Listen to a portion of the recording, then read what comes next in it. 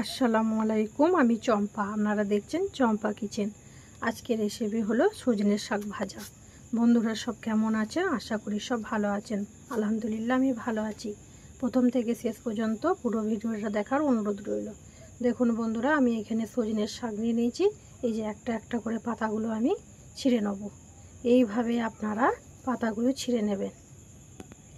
নিয়ে সজনের শাকটা আমার বাছা রেডি। এবার আমি ধুয়ে নিয়ে চলে এসেছি।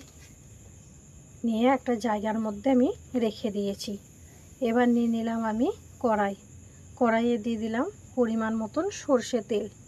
তেলটা যখন আমার গরম হয়ে গেল তখন দিয়ে দিলাম বাদামগুলো আমি অল্প 2 চামচের মতন নিয়েছি।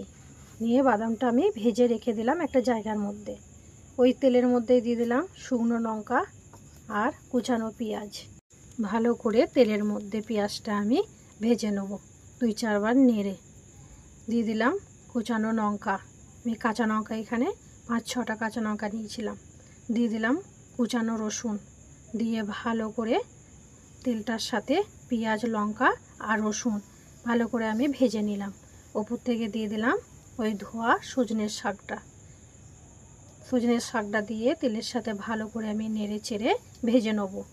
এইভাবে 2-4 বার নেড়ে চেড়ে আমি ভেজে নিলাম। স্বাদ মতন নুন দিয়ে আর 1/2 চামচ হলুদ গুঁড়ো দিয়ে ভালো করে আমি নেড়ে চেড়ে শাকটা ভেজে নেব।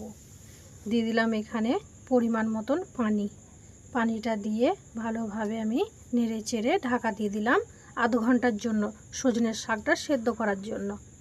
আধ ঘন্টা পর যখন আমি ফিরে এলাম দেখলাম আমার শাকটা অল্প অল্প সেদ্ধ হয়েছে। নিয়ে আবারও আমি 2-4 বার নেড়ে নিলাম। দিয়ে দিলাম এখানে 1/2 চামচ খাবার সোডাটা দিলে সজনের শাকটা তাড়াতাড়ি সেদ্ধ হয়ে যাবে। ওই জন্য আমি খাবার সোডাটা এখানে ব্যবহার করেছি। 2-4 বার এইভাবেই নেড়ে চেড়ে আবারও দিয়ে দিলাম ঢাকা আমি সেদ্ধ করার জন্য 10 মিনিটের জন্য। 10 মিনিট পর যখন আমি ফিরে এলাম দেখলাম আমার শাকটা সেদ্ধ হয়ে গেছে। ভাজা বাদামটা উপর থেকে দিয়ে দিলাম। আমি হালকা ভেঙে নিয়েছিলাম। শাকটার মধ্যে ভালো করে বাদামটা দিয়ে নেড়ে চেড়ে আমি আবারও ভেজে নিচ্ছি। 2-4 বার এইভাবেই নেড়ে চেড়ে আমি শাকটা ভেজে নেব। যতক্ষণ না পানিটা শুকালো ততক্ষণ অবধি আমি নেড়ে চেড়ে ভেজে নিয়েছি। বন্ধুরা, আমার রান্না যদি ভালো লাগে লাইক, কমেন্ট, শেয়ার করে দেবেন। খুদা হাফেজ।